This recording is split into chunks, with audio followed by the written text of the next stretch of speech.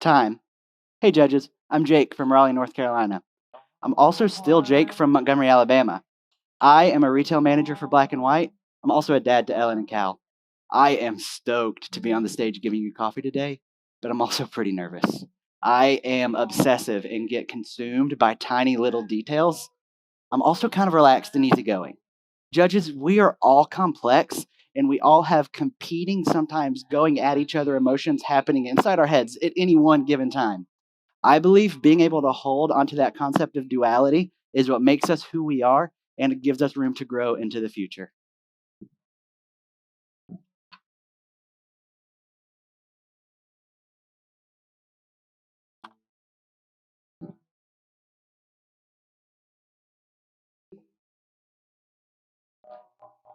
Judges, the coffee that you'll be enjoying today is from the Wadi Sayel region of Yemen. There, producer Galib Al Hamashi has been entrusted with the care of a coffee farm that's been in his family for over 300 years.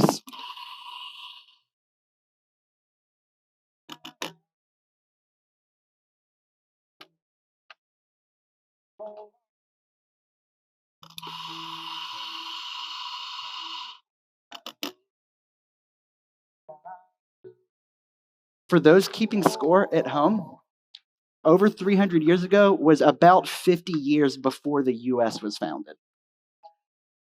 But what we'll be drinking today is not just a product of old world coffee, because Galib chose to break norms of his local area and extend fermentation on this lot by 96 hours.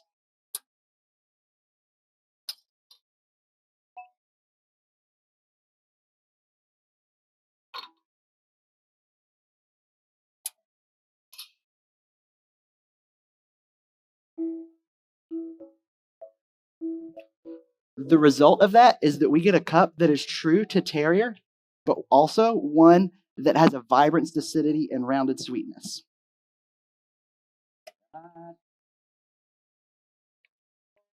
The variety of coffee that we'll be enjoying has been scientifically known as the Yemeniya variety, but historically it's been called Mocha variety, being the second place that coffee came from its life, from the port of Mocha.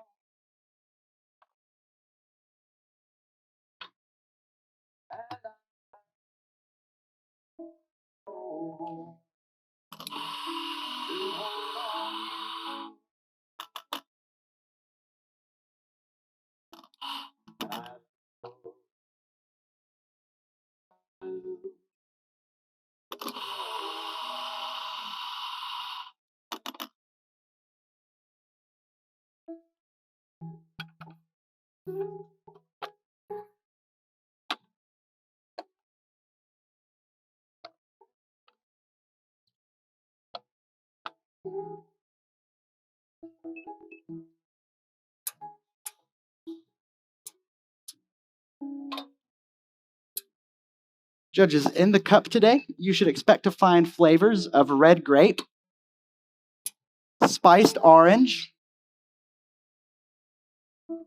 dark honey, and dates. The coffee has a medium weight and a soft mouthfeel, and a long finish that is pleasantly dry and where you'll get a lot of that date flavor. We're going to break protocol just a smidge today, so I'm going to ask you to observe crema and then begin stirring with the spoons provided there until the thermometer in front of you reads 50 degrees Celsius. Once you're done, you can place your spoons back on the napkin. Enjoy. Enjoy. Hope you enjoy. All right, enjoy.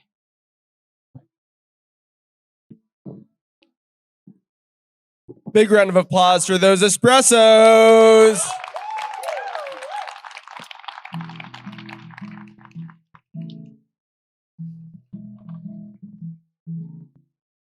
What? Songs about rainbows.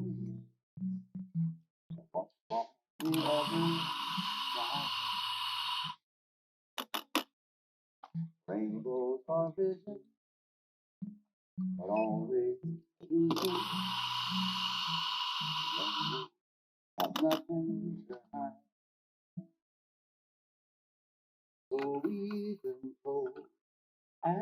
Some choose to believe it.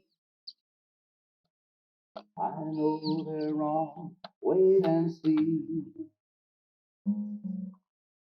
Someday we'll find the rainbow connection for lovers with dreamers and me.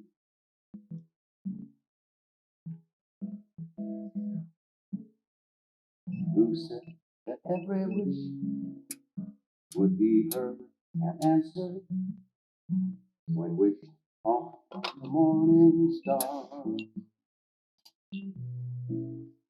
Somebody thought of that, and someone believed it.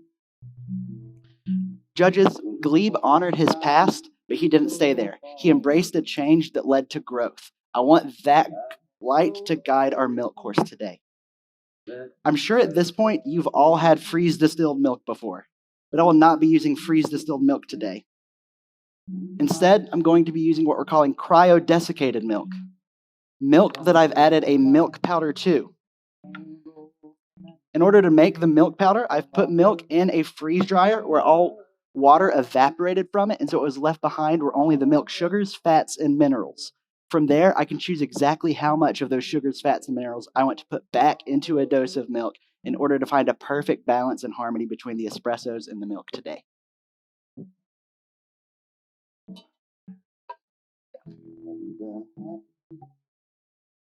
Have you heard voices? I've heard call my name.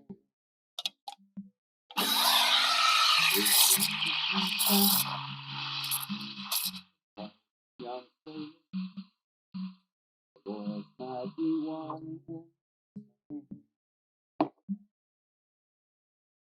I've heard it too. Ignore it. It's something that I'm supposed to do. Someday we'll find rainbow. Right. The results of this cryodesiccation paired with the espresso from Galeve are going to give us flavors in the cup of rum raisin ice cream,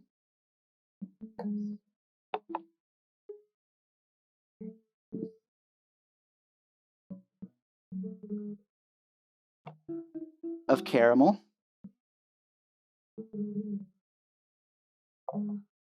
of milk chocolate,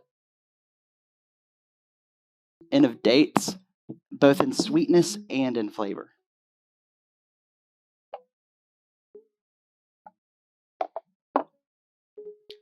Judges, I'm using the cryodesiccated milk because it is measurable and therefore repeatable. I tried a lot of different ratios, and today I decided to go with a ratio of 1:7 of milk powder to liquid milk. I believe that gives us the perfect balance and lets the espresso take it front foot. That's why I've called the same flavor note of dates both in the espresso course and in the milk course.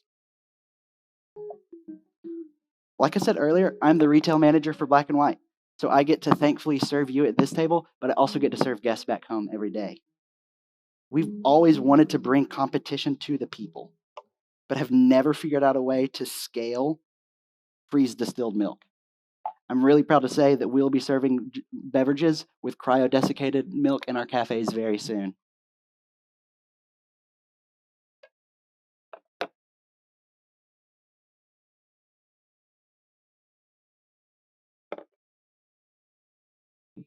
Judges, lastly, and I believe most importantly, I'm choosing to use cryodesiccated milk paired with your espressos today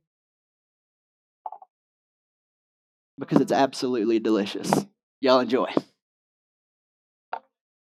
Round of applause for those milk bevs.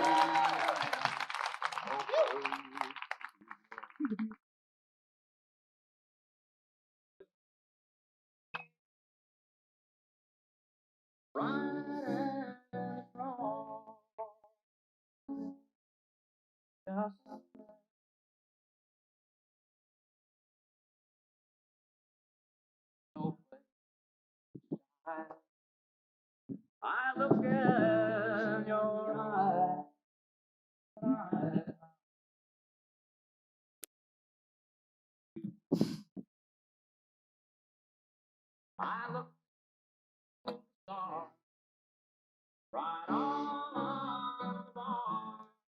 In the spirit of duality, I wanted to create a signature beverage for you today that had two profiles, two spaces, all in one. One that was simple but complex, one that was a little straightforward but also elevated.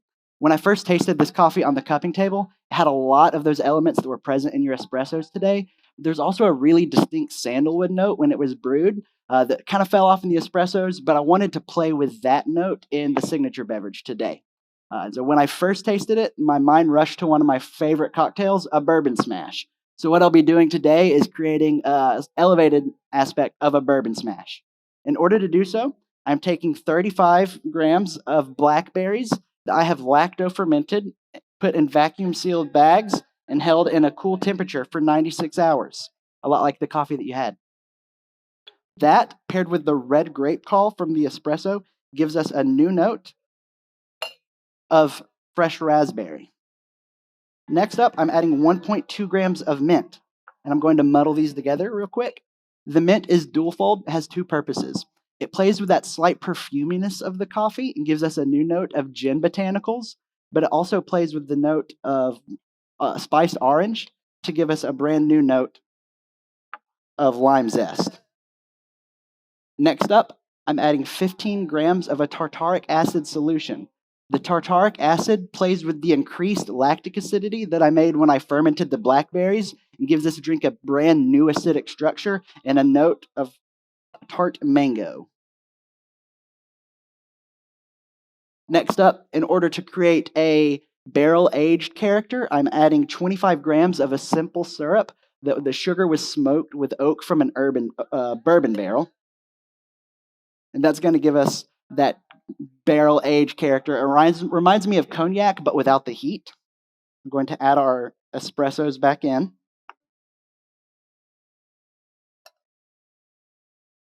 And shake with ice.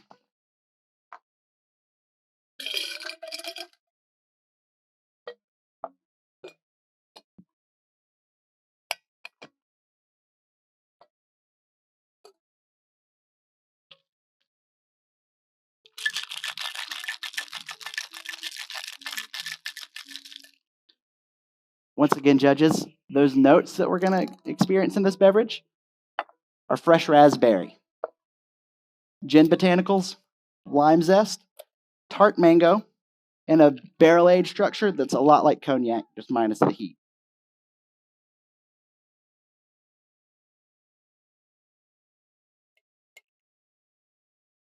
Judges, I'm going to ask for you to wait until I call time to enjoy this beverage. The reason I'm doing that is because I found that I liked it a little bit more as it warmed up, opened up a smidge, and we're able to enjoy the flavors just a little bit more.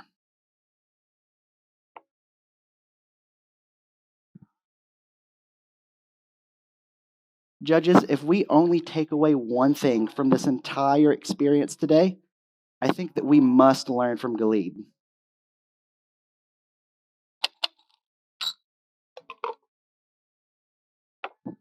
He respected the past and the experiences that led him to the present day, but then he made choices that impacted the future and enriched the lives of other people, created beauty that not only he got to enjoy, but everyone around him got to enjoy, and we are thankfully the benefits of that beauty today. Thank you, judges. That's my time. Big round of applause. Jake McFarland, Black and White Coffee. How's it going? Doing great, man. That was a great routine. Thank you. Yeah. Also, great to hear about finding out a way to bring freeze distilled milk. We're stoked about it. So we have a couple of our cafe managers who are like, I don't know how this is going to go off here today, but really, really stoked to let people taste it.